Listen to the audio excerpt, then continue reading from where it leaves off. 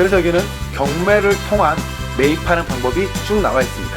마지막으로 제가 생각하는 토지의 또 하나의 하이라이트가 있습니다. 바로 무엇이냐? 돈을 벌고 싶으신가요? 그럼 딱 7분만 투자하십시오. 오늘은 제가 아주 따끈따끈한 신간인 토지책을 하나 추천드리려고 합니다. 바로 이 책입니다. 대한민국 땅 따먹기. 제목 진짜 끝내주지 않나요? 제가 이 책에서 좋았던 점을 이렇게 뽑아봤습니다. 토지를 딱 봤을 때 무슨 생각이 드시나요? 어떤 땅이어야 되죠? 건축이 가능한 토지인가? 이게 굉장히 중요한 거죠. 우리는 대부분 토지를 산 다음 건축을 지은 다음 수익을 창출하는 경우가 많이 있습니다. 이 책에서는요, 어떠한 토지가 건축이 가능한지에 대해서 자세하게 설명이 나와 있습니다. 첫 번째로는 건물을 지을 수 있는 도로가 있는가? 두 번째는 토지 이용 규제에서 건축을 허용하는가? 세 번째는 개발 허가를 받는데 문제가 없는가? 굉장히 중요한 부분입니다. 이 부분을 알고 나서 토지에 접근을 해야겠죠.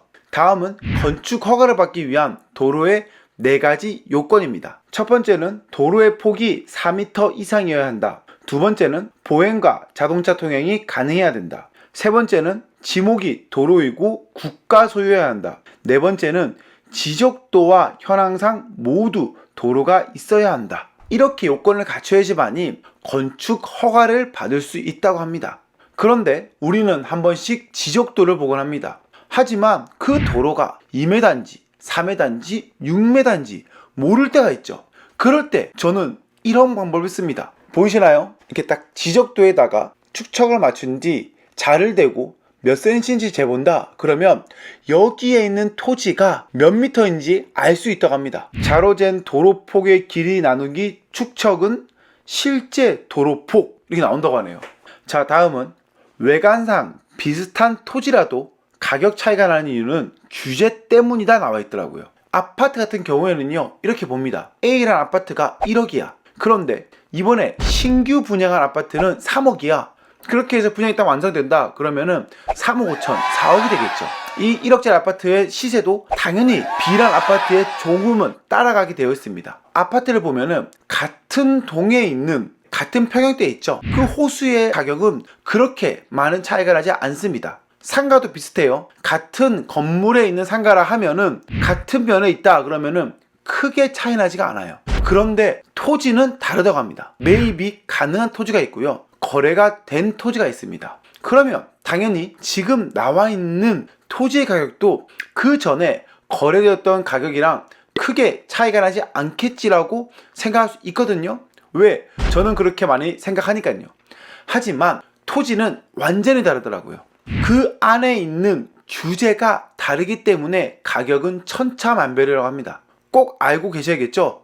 당연한 겁니다. 투자를 하면서 수익을 버는 것도 중요하지만은 절대로 잃지 않는 투자라는 것은 굉장히 중요합니다. 자, 건물을 지을 수 있다 라는 것을 봤으면요, 다음은 어떠한 규모로 건축을 할 수 있는지에 대해서 알아야 됩니다.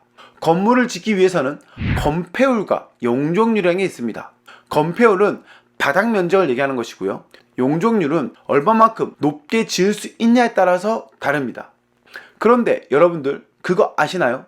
건폐율 같은 경우에, 용적률 같은 경우에는요, 딱 정해진 것이 아닌 각 지역마다 모두 다르게 나와 있습니다. 이렇게 용도지역 건폐율 상한이라고 해서 다르게 나와 있고요, 용적률 또한 조금은 다르게 나와 있습니다. 이러한 부분은 여러분들 놓치지 말고 꼭 보셔야 됩니다. 왜냐? 그 토지의 가치가 그대로 반영되기 때문이지요. 자, 다음은 토지 투자로 경매 수익 내기. 저는 경매를 굉장히 좋아하거든요. 내가 가지고 싶은 금액만 써서 내면은 그 가격이 1등이다 그러면 가져오면 된 것이고, 떨어지면은 다음에 다시 도전하면 되기 때문이죠. 그런데 일반 매물을 매입하기 위해서는 계속적인 협상입니다. 내가 원하는 만큼 떨어뜨려 살 수 있느냐? 그렇지 않다라는 거죠. 그런데 토지는 일반 아파트나 상가보다는 관심도가 더 낮기 때문에 정말로 금을보아 보물이 많이 있다라는 거죠. 그렇다면 이 보물의 가치를 높이기 위해서는 어떤 게 중요하냐? 그만큼 저렴하게 사는 게 중요합니다. 그 저렴하게 살 수 있는 방법 중 하나는 바로 부동산 경매라는 거죠. 그래서 여기는 경매를 통한 매입하는 방법이 쭉 나와 있습니다. 마지막으로 제가 생각하는 토지의 또 하나의 하이라이트가 있습니다. 바로 무엇이냐? 농지연금이죠. 여러분들 농지연금 아시나요? 제가 앞서 말씀드렸던 부동산 경매를 통해서 저렴하게 농지를 매입한 뒤에 농지연금을 신청하는 방법이 있습니다. 그 방법에 대해서는 이 책에 굉장히 자세히 나와 있습니다. 제가 알고 있는 지인은요, 1200만 원 가량의 농지를 매입을 한 다음 농지연금을 신청해서 월세식으로 받고 있다고 합니다. 그렇다면 얼마나 받을까요? 1200만 원을 투자해서 한 달에 나오는 월세는요 41만 원이라고 합니다. 정말 많죠. 어떻게 보면은 일반 상가 투자보다 더 좋을 수 있어요. 이거는 말 그대로 연금이거든요. 공실 위험 없이 그냥 일정하게 수익이 계속적으로 들어온다는 것이죠. 굉장히 매력적이지 않나요? 그러한 사례들을 보면서 내가 몰랐던 신세계가 있구나라고 생각을 했습니다. 진짜 부자가 되고 싶다면 토지에 투자하라. 전 이 말이 틀렸다 생각하지 않거든요. 저도 상가나 아파트를 지금 계속 투자하고 있지만 향후 나아갈 방향은 분명히 토지 투자, 신축이라고 생각합니다. 그것만큼 폭발적인 수익을 낼 수 있는 것은 없기 때문이지요. 생각만 해도 설레네요. 내가 직접 지은 건물이 있다. 이 대한민국 땅 따먹기라는 책은요, 일반 고수가 보는 책이라기보다는 저같이 토지에 대해서 잘 모르는 분들이 꼭 한번 보셨으면 좋을 것 같은 책입니다. 자신있게 추천드리는 토지책, 대한민국 땅 따먹기입니다. 오늘도 긴 영상 함께 해주셔서 감사하고요. 구독, 좋아요, 알림 설정 잊지 마세요. 감사합니다.